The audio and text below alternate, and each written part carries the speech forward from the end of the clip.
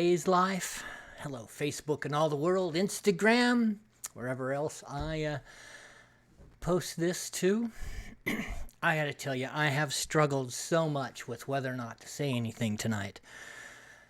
But one of the basic tenets of our coffee mates was, don't be a dick. And I think in these times with all this trouble, that is probably more important than almost anything else. I gotta warn you, this one isn't gonna be easy. There's not gonna be a bunch of pretty pictures. There's not gonna be a fancy video. It's just gonna be me talking about the last couple of weeks. This post was inspired by some of my great friends. Bryce Sloan, Max Anthony, Dave Wren, who went to the vigil and talked to me about it, to my good friend Don Hickman at Western Trailers this morning, who said, if not now, when? And to Justine Folker. We had a nice conversation. I was really struggling this afternoon, and I saw a wonderful podcast that she did with one of her friends. And, you know, she and I both live in a pretty good world, and she stepped out. She may have the most to lose. She's a national speaker. She has big podcast, big clients, and she really helped me. So here goes. I hate bullies. And the reason I hate bullies is because I was bullied when I was a child. I was the smallest one in my class. I was stuffed in lockers so many times in high school that I learned how to pick a lock of a locker from the inside.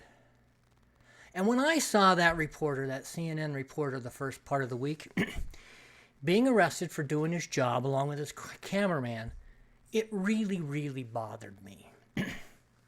Because he was there to record what the police did.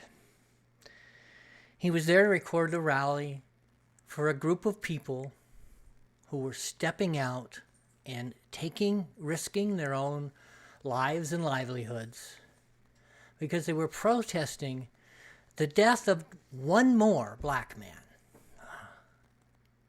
One more person who was killed by the police. Now, I am not anti-police.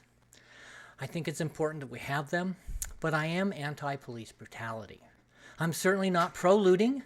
How can you be pro-looting? Nobody can be that. But you can replace property. That Target that was looted on Monday, I'd be willing to bet it's open and entirely full of products. You can replace that. You cannot replace a person's life. And it's probably most important for those of us who are white.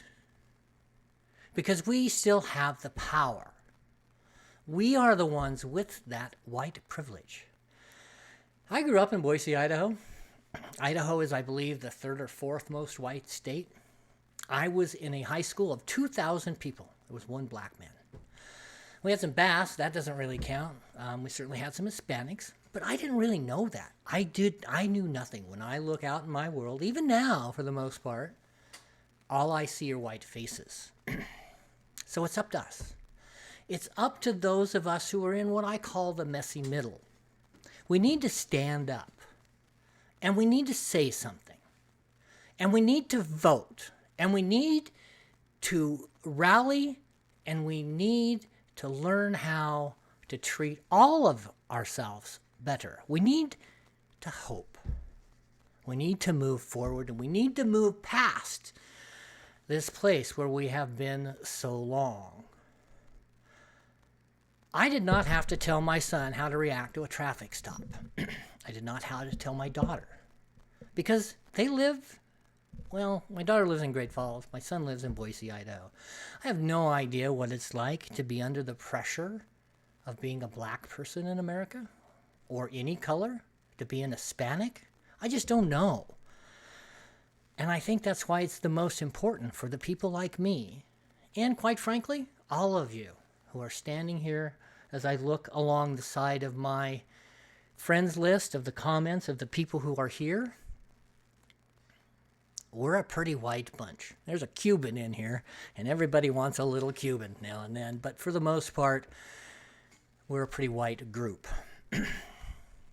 So it's up to us because it's obvious that no matter what the people of color, what they do, that it's not working.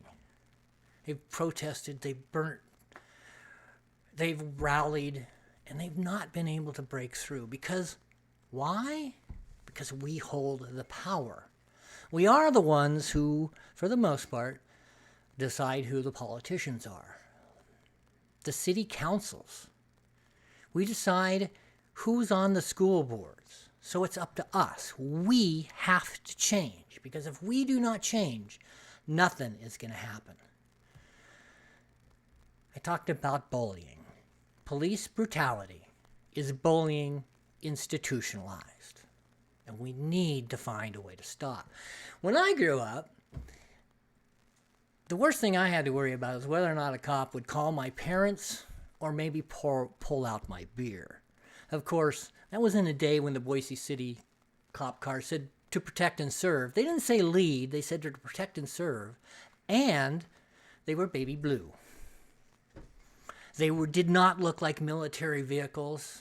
They did not have gun racks. They were not SUVs all decked out. I did not see a policeman in full body gear with a shield and a baton shooting bullets at peaceful protesters. I did not grow up in that world. And that's why I think it's probably more important for us to say something. I'm sorry that this is not your normal light blah blah blah cast. I'm sorry that I don't have pretty pictures to show you. But I've always been one of the silent majority. I live in the messy middle. I'm not particularly right. I'm not particularly left. But I control. You and I, we control what's going on. We have to vote for leaders. We have to vote for people who will do the right thing. We have to hope that there is something better. But there is hope. There's great hope. I want to show you a scene here of a rally in Boise, Idaho. Look at that. Would you look at those people? 5,000, almost entirely white Idahoans showed up peacefully and rallied in support of their fellow Americans. 5, maybe 6, maybe 3, hard to tell on a size of that. For those of you who are worried about social distancing, you'll notice that many of them had masks, and towards the back, those people who were concerned with that, they did spread out. This is why I'm speaking up. I did not go to this rally. Frankly, I didn't know anything about it. I was working that day. But this, to me, this rally in Boise, Idaho, in the 5th most white state, maybe the 4th most white state, I'm not sure. This rally gives me hope. This means that you and I, all of us white people and the Cuban, all of us white people, we have a chance to make a difference. The way we are going to make a difference is we are going to vote. We're going to vote at the local level. We're going to vote at the school boards. We're going to vote at the city councils. We're going to vote for mayors. We're going to vote because mayors pick the police chiefs. And we are going to vote for legislators, and we're going to vote for presidents. I'm not asking you I'm not telling you how to vote, but I want you to pay attention when it comes your turn to vote.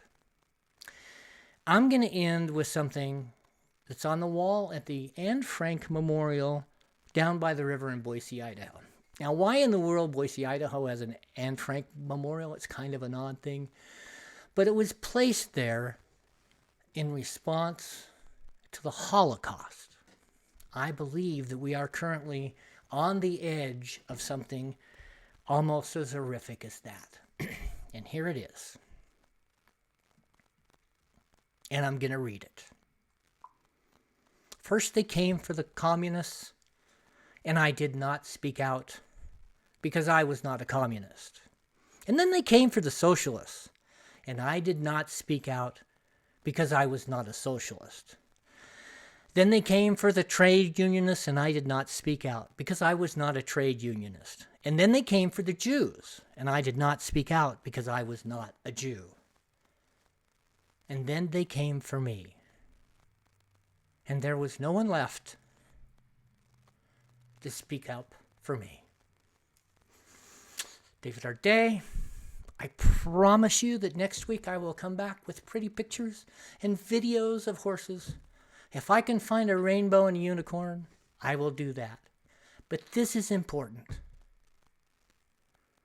Because when it comes to the end, I want some of you to stand up and speak for me.